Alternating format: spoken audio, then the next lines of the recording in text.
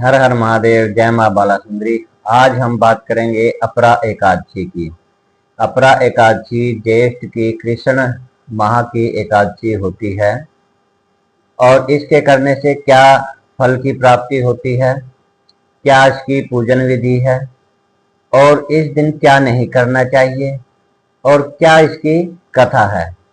ज्येष्ठ मास की कृष्ण पक्ष की एकादशी विष्णु भगवान की पूजा के लिए समर्पित है।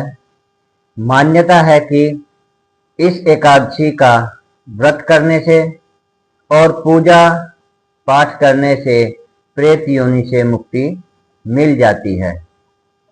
कुछ ऐसे कार्य होते हैं जो इस एकादशी के दिन बिल्कुल नहीं करने चाहिए।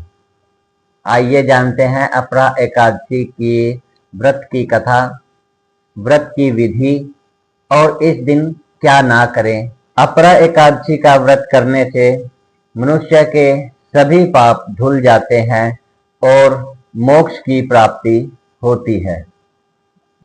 इस दिन भगवान विष्णु की आराधना करने से सुख समृद्धि का आगमन होता है। यदि आपकी आर्थिक स्थिति कमजोर है तो भगवान विष्णु के साथ साथ में माता लक्ष्मी जी की भी आराधना करें। आपकी आर्थिक स्थिति में सुधार होने लगेगा। अपरा एकादशी का व्रत करने से शरीर रोग मुक्त रहता है। आइए जानते हैं इस व्रत करने की क्या विधि है। जिस दिन यह व्रत करना होता है उस दिन प्रातःकाल जल्दी उठकर घर की साफ सफाई करें। घर की साफ सफाई करने के बाद नित्य कर्म करते हुए स्नान इत्यादि करके साफ सुथरे वस्त्र पहने और भगवान विष्णु को केला, आम, पीले फूल और पीला चंदन इत्यादि चढ़ाकर ओम नमो भगवते वासुदेवाय नमः इस मंत्र से जाप करें। श्री हरि विष्णु जी को केसर का तिलक लगाएं और फिर स्वयं भी तिलक धारण करें और विष्णु सहस्त्र नाम का पाठ करें। यदि इस दिन आप घर पर कथा करते हैं या पंडित जी से कथा करवाते हैं तो श्री हरि भगवान विष्णु जी को पंचामृत का और आटे की पंजीरी का भोग अवश्य लगवाएं। आइए जानते हैं कि जिस दिन अपरा एकादशी होती है उस दिन क्या ना करें। जिस दिन अपरा एकादशी होती है उस दिन तामसिक भोजन से दूर रहें और किसी की चुगली करने से बचें। इस दिन चावल न खाएं और न ही जड़ों में उगने वाली सब्जी का सेवन करें। इस दिन भगवान विष्णु के नाम के बिना या भगवान कृष्ण जी के नाम के बिना दिन की शुरुआत ना करें। इस दिन नाखून व बाल नहीं काटने चाहिए और इस दिन देर तक भी नहीं सोना चाहिए। आइए अब जानते हैं कि इस व्रत करने की कथा क्या है।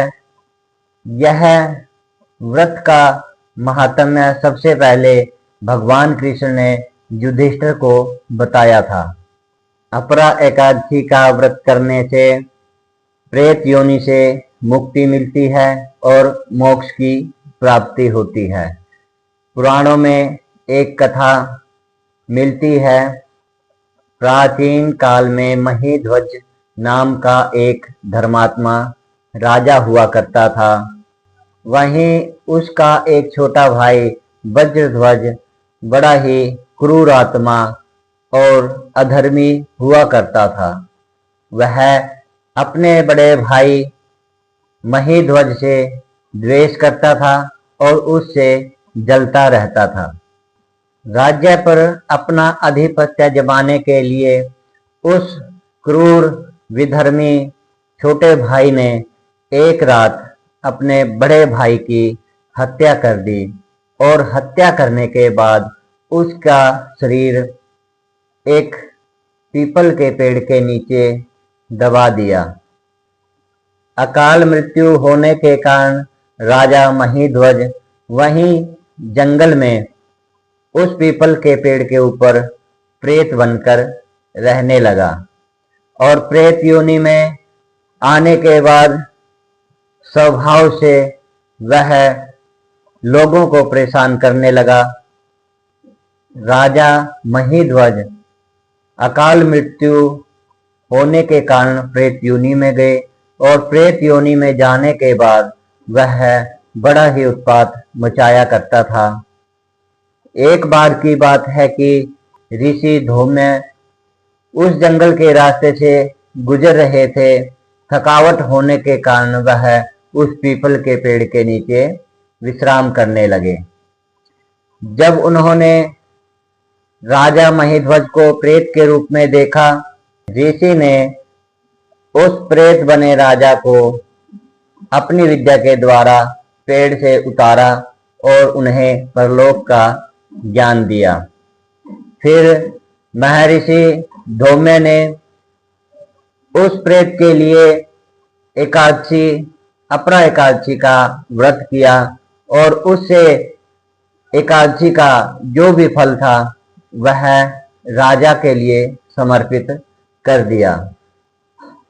इस व्रत के प्रभाव से राजा की प्रेत योनि से मुक्ति हो गई और वह श्री हरि के चरणों में स्वर्ग को चल दिए और जाते हुए ऋषि धौम्य का बारंबार धन्यवाद करते हुए स्वर्गलोक को चल दिए।